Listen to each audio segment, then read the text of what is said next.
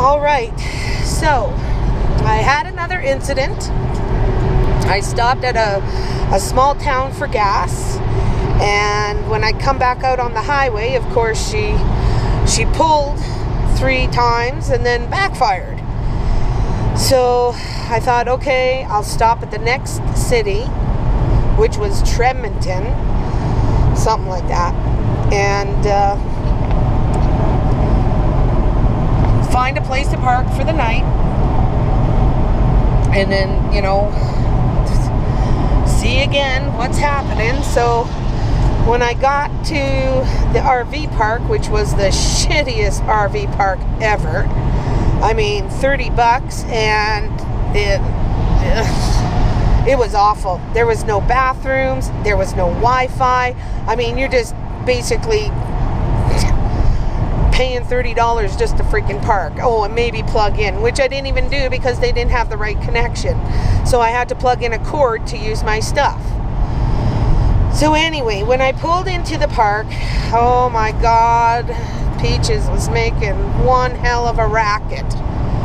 And of course, at night, you know, things sound different and they look different, and you know, you can't just open the hood and see, or you know, whatever the case may be.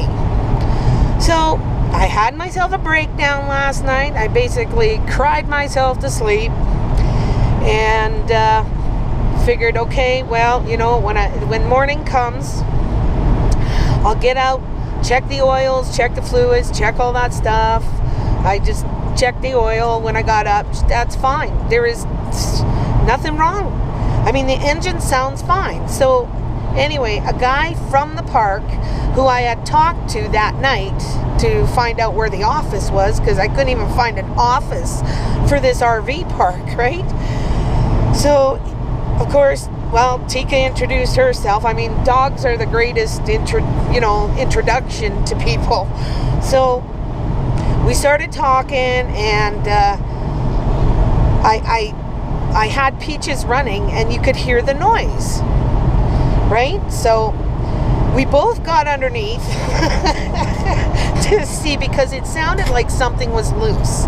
That's what it sounded like, okay? So anyway, he gave me an address to a mechanic, right? But I couldn't find that address. So I went and I found a guy at a care stop. That's what it was called. And he got underneath and he looked, and he's like, yeah, it's the muffler. I asked about the backfiring. He says, you bet the muffler will do that, because it's not working properly, like my baffles or whatever. Sounded like basically the guts had fallen out of the muffler. So, okay. He says, we don't have a muffler here. Go down to this place, wherever, and talk to them. So I went down. I talked to the muffler experts, and they put a new muffler on, and we're running great. So we're off to Salt Lake City,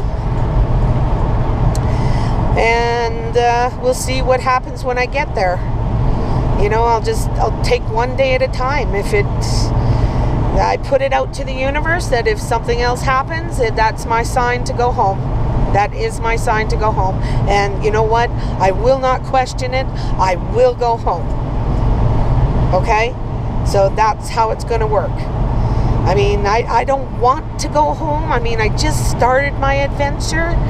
And I'll tell you, I have learned so much just in over a week. If you opened my hood, I could basically tell you everything under there. Okay? I have been under Peaches, I don't know how many times. Aww. What is it with people who hit animals, okay? Okay, that was off the subject. Anyway. Yeah, so that's how she's going to work.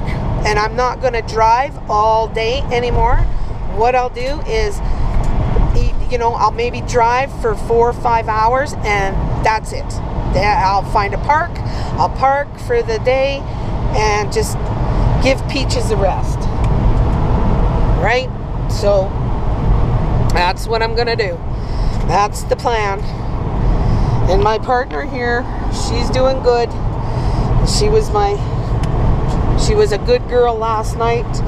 She didn't know how to react to my breakdown.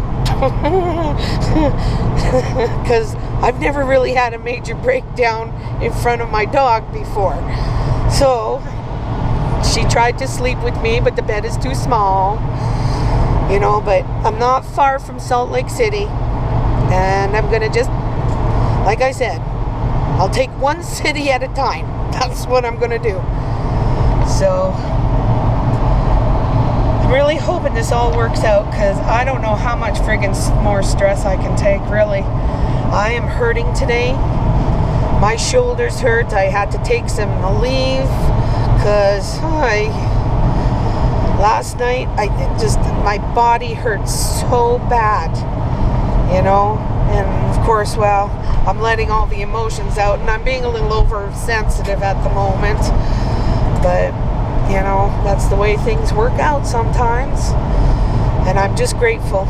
I'm grateful for all the people who are friendly, that try to help. Like that guy at the park, that RV park, just being friendly helped, you know.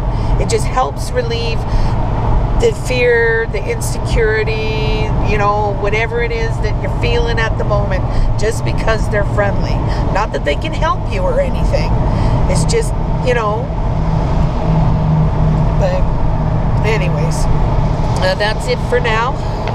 And we'll talk to you on the road later.